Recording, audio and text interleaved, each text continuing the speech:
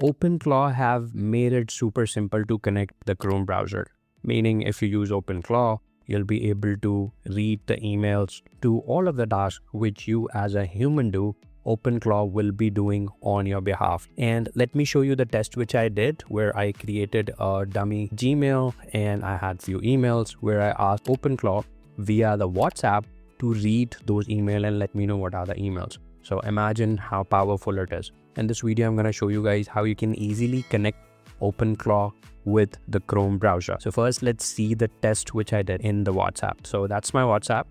And as you can see, I have given this command, that OpenClaw browser profile. I'm going to explain this command a little bit. And you can see that it responded back that these are the open tabs which you have in your Chrome browser.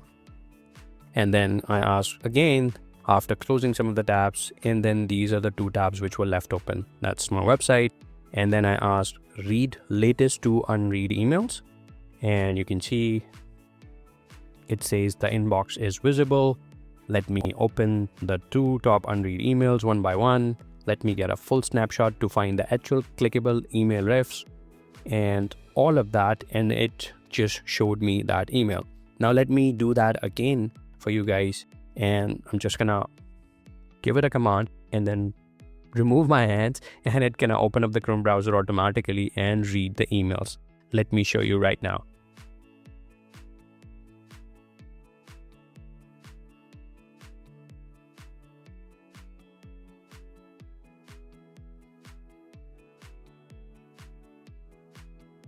So I'm just saying that read the latest unread email on my inbox, and I'm just gonna hit enter.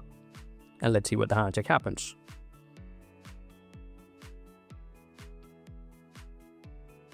Here you go. You can see that it again read the email, and that's the subject line, that's the date of the email, and that's the email. So if I go to that inbox, you can see that it automatically opened that and it's showing me the content of this specific email. What happens if your card is declined at restaurant? That's the same email, right?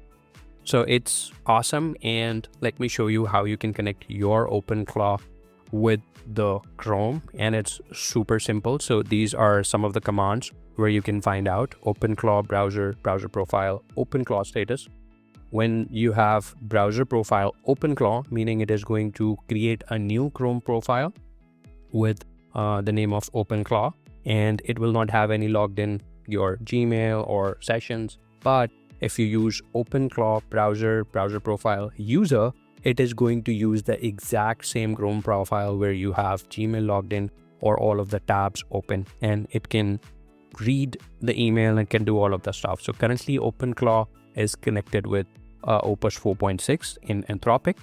And if you don't know what is OpenClaw, if you don't know how to install, I've already created a beginner level tutorial on how you can install OpenClaw. So all you have to do is go to the channel.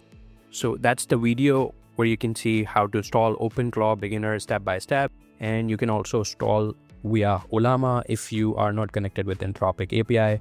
It costs a lot. I'm also gonna show you guys at the end of this video that how much it is going to cost you to just open a tab using Opus 4.6 in Anthropic, and why you should not be using these basic tasks using the Anthropic API because it is too expensive, right? So let's first connect our Chrome browser with the OpenClaw. So guys, let's first open up the terminal and make sure you have OpenClaw installed. So I'm gonna zoom in here and add this command OpenClaw status, and you should this OpenClaw and all of this, we can see that it's telling us that OpenClaw is running. If your OpenClaw is not running, make sure to install the OpenClaw. Again, I'll add the link in the description of the video where I've given a beginner tutorial on how you can connect the OpenClaw with WhatsApp and basically install OpenClaw. It's super simple. Check out the video in the description. And now what we're gonna do, we will add this command. So first command which we have here is going to open the browser with this OpenClaw browser profile, meaning it will be the fresh profile where there is no Gmail login and there's no cookies in session, right? We can do that as well. And we can also connect it with our current logged in profile. So I'm already logged into a Google account in the Chrome browser, and that's the dummy email which I have created. I'm not doing it with my original email. just because of the safety purposes, because obviously once you do that, it will be able to read all of your emails, and not sure what it's gonna do. But I'm going to try that with this profile. So, and let's first check the status, whether our profile is connected. So that's the command OpenClaw browser, and then browser profile user status to check whether if it's connected or not. So I'm going to copy this command and add it to my terminal to see if it is connected.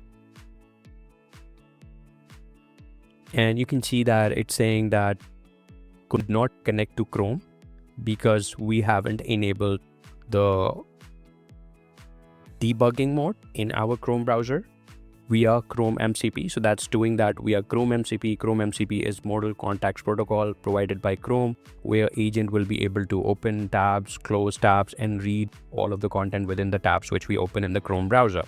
So let's enable the debugging mode.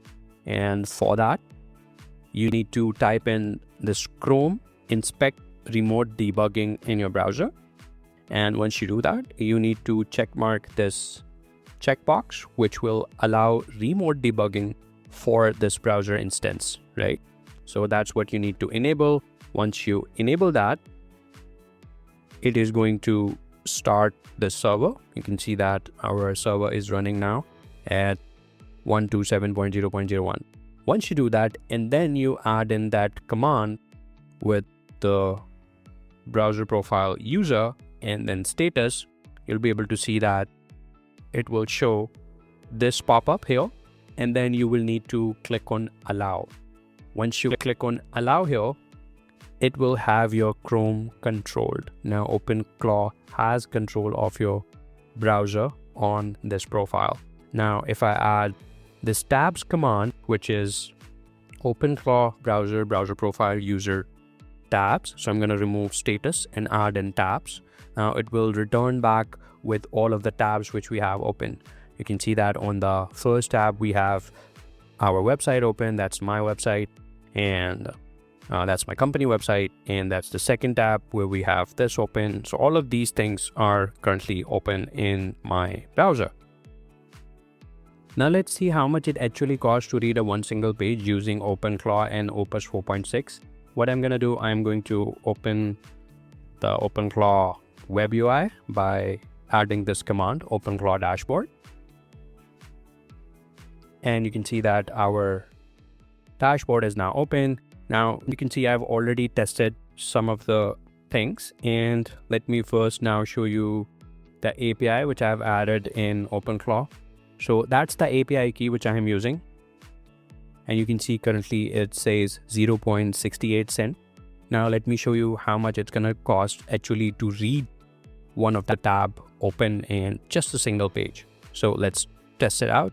Now I'm gonna again give it this command OpenClaw browser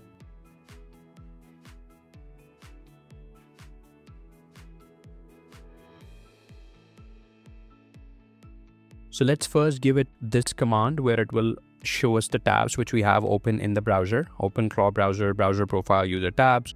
So I'm just going to give it this command here and then ask it to read one of the page on the website. So you can do all that stuff with WhatsApp as well if you have WhatsApp connected. Now you can see that it's giving me all of these tabs which we have open. Now I'm gonna ask, please read tab 1 and let me know what you see.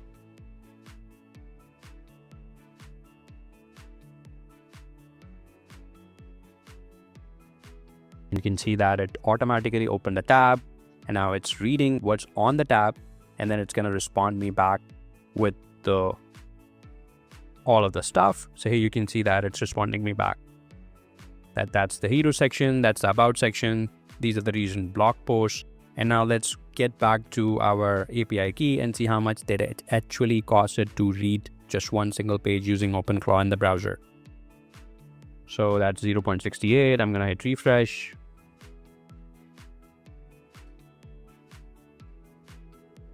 And here you go. So charge about 27 cents just to read one single page, right? So that's how expensive Opus 4.6 is when you're using it with OpenClaw. So please use it cautiously. It's going to drain your credit card, and try to use it locally using Olama. I've already created a video for that.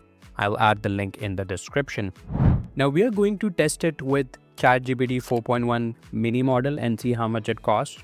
Opus 4.6 is very good for doing complex tasks, but I think these basic tasks can be done really well using OpenClaw and ChatGPT 4.1 mini or nano. I'm going to test it with mini and show you guys how much it costs to read the tabs, open the browser tab using OpenClaw with ChatGPT 4.1 mini. So let's create a new API key. I'm going to go to platform.openai.com/API keys and then create a new API key for our OpenClaw. So let's click on create new secret key. I'm going to name it OpenClaw browser test and then click on create secret key. Now this is our API key, which we will add into our OpenClaw. And in order to switch our API key in OpenClaw from Opus 4.6 to 4.1 mini, let's add in the onboard command. So I'm going to go to my terminal, type OpenClaw onboard, and we have our onboarding started. Hit yes, go to quick start, and here we will hit enter on update values. Now we need to change our model, so we'll simply hit enter on OpenAI, and we will add our OpenAI API key. So hit enter and then paste API key now, hit enter. Now we will copy and paste our API key. So let's go back, click on copy here, and then paste our API key. Hit enter, and now we will select our model. Let's go with ChatGPT 4.1 mini and see how it works. So hit enter. I already have my WhatsApp set up, so I'm gonna skip this for now. Search provider, I'm going to skip this for now. Configure skills, no, I don't want to configure skills. Enable hooks, no, I don't want, so I'm gonna hit skip for now. And gateway service is already installed. I'm going to restart my OpenClaw gateway. So let's hit enter on OpenClaw gateway.